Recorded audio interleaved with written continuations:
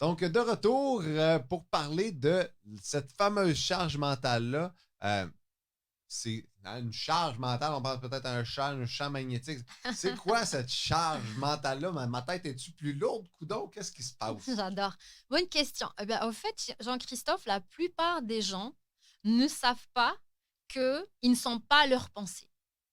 Ils n'arrivent pas à faire le recul, d'avoir cette posture de témoin vis-à-vis de nos pensées. Quand on vit dans le mode de vie automatique, on se lève le matin, on se brosse les dents, on va aller travailler, on rentre, on regarde Netflix, on dort. On est dans un... Tu C'est es un très d'accord? bon résumé. C'est un très, très bon résumé de Beaucoup de... de beaucoup de gens. Ouais. Donc, au fait, la charge mentale, c'est quand ces pensées vont avoir un poids, un impact sur nous, mais on ne se rend même pas compte.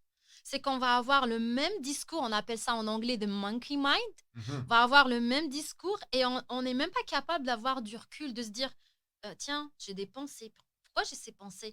Ah, j'ai tiens cette voix qui me dit que je suis pas bon, je vais jamais y arriver. Mais si je suis pas capable d'observer ces pensées, parce qu'on a tous des pensées.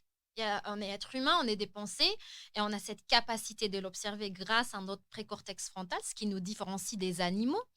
Mais si je suis pas capable d'avoir cette posture de recul, je ne peux pas être capable d'identifier cette charge mentale. Elle devient une charge lorsqu'on s'en détache pas, lorsqu'on n'est pas capable de se dire, ok, j'ai des pensées, qu'est-ce que j'en fais? Est-ce que je les nourris avec mon énergie? Et donc là, ça va devenir de l'anxiété, rumination, inquiétude. Ou est-ce que, ok, j'ai des pensées, je m'en détache? Donc, Je ne sais pas si ça répond à ta ben, question. oui, un petit peu. Puis, tu sais, c'est juste pour essayer de clarifier. Dans le fond, en se levant le matin, on sait, on va faire déjeuner, après ça, on va falloir aller reconduire les enfants à C'est la ça. maison, on va falloir aller faire l'épicerie, Mhm. mes clients dans mon agenda, je vais C'est avoir ça. le temps de Les répondre à tâches. tous mes emails, il va falloir que je fasse le lavage, faut que je parle à mes parents, Mhm. faut que je m'assure il y a toutes ces choses-là, Oui, mais parce que le quotidien va tellement vite, on prend pas le temps de faire comme Hey, il y a tout ça à faire. ouais, Fait que ça se ramasse comme en arrière, c'est ça. finalement, puis c'est là que ça devient lourd. Absolument. Fait que là, le but, d'une certaine façon, c'est D'alléger tout ça. De, OK, de se dire, OK, la vie est faite comme ça, je vais avoir des pensées, je vais avoir des choses à faire, la planification, je vais avoir des fois des regrets, mais si j'arrive à revenir dans le moment présent, bon, ça prend aussi de l'organisation, mais ce n'est pas le sujet de notre vidéo, de notre capsule. Le sujet de notre capsule, c'est d'être capable de se dire que les pensées, il y en aura tout le temps, sauf si je suis mort. Donc, qu'est-ce que je fais avec ça? Est-ce que je décide d'observer, de m'en détacher et puis ensuite faire d'autres outils pour pouvoir m'organiser durant la journée ou je décide d'être victime de cette charge mentale? donc la première étape, C'est la pleine conscience. c'est la prise de conscience qu'il y a des choses dans la vie, C'est ça. puis c'est pas parce qu'on les ignore qu'ils s'en vont. Très, j'adore. Oui, c'est absolument. C'est pas, Puis c'est ça. ensuite, tu parlais dans le processus là, d'anxiété. Comment ça se décale, comment ça amène à À ça finalement? l'anxiété. Très bonne question. L'anxiété est une réaction normale. On a tendance à diaboliser l'anxiété. Oh my God, je fais de l'anxiété, c'est dans la famille. Mais l'anxiété en tant que telle, le sentiment d'inquiétude, c'est une réponse appropriée du corps à une menace, réelle ou imaginaire. Je donne un exemple. Tu te lèves le matin, tu es en retard. Tu vas aller récupérer ta voiture. Tu sors de la maison, tu cours et puis tu te rends compte, tu fais ça, tu rentres ta main dans ta poche. Ah, il n'y a plus les clés. Tu vois cette sensation que tu vas... C'est ça l'anxiété. Mais en même temps, quand tu mets ta main dans l'autre poche, tu te rends compte que les clés, elles sont là. Donc, c'est une menace qui n'est pas réelle. Mais ton corps a quand A même réagi. réagi à la pensée. Donc, l'anxiété en tant que telle, elle n'est pas anormale. Surtout si la menace est dangereuse. Imaginons que tu te fais poursuivre par un chien. Si tu es, oh, moi, je ne fais pas de l'anxiété, tout va bien, tu vas te faire mordre. Donc, finalement, c'est une réponse appropriée à une situation stressante, à une menace réelle ou imaginaire. Quand est-ce qu'elle devient un fardeau?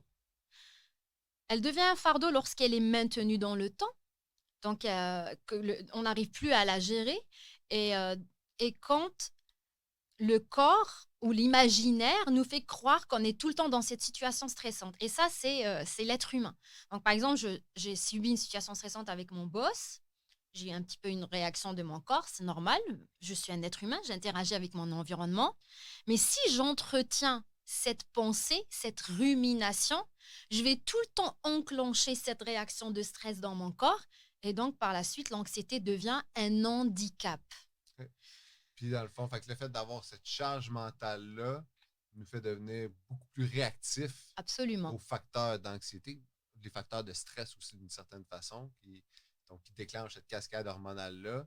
Mais c'est juste qu'en ayant toute cette charge en arrière de nous-là, ben, on devient beaucoup plus réactif, fait qu'on va être beaucoup plus sensible à avoir des problématiques liées à l'anxiété. J'adore. Je donne un exemple. Imagine une maman monoparentale. Elle doit gérer les enfants, elle doit gérer son salaire. Donc, elle est déjà fatiguée si elle ne se prend pas bien en main. Et puis là, elle reçoit une mauvaise nouvelle et prend à côté d'elle une autre femme qui n'a pas les mêmes problématiques, qui n'a pas la même charge mentale. Elles vont réagir de façon différente. On ne va pas non plus parler des composantes génétiques et familiales, mais juste pour te dire, quand il y a une charge mentale qui n'est pas euh, apprivoisée, qui n'est pas gérée, elle va nous rendre plus susceptibles au stress. Donc, c'est important d'avoir des outils qui nous permettent d'avoir du recul par rapport à cette charge mentale pour avoir l'énergie pour dealer avec ce que la vie a.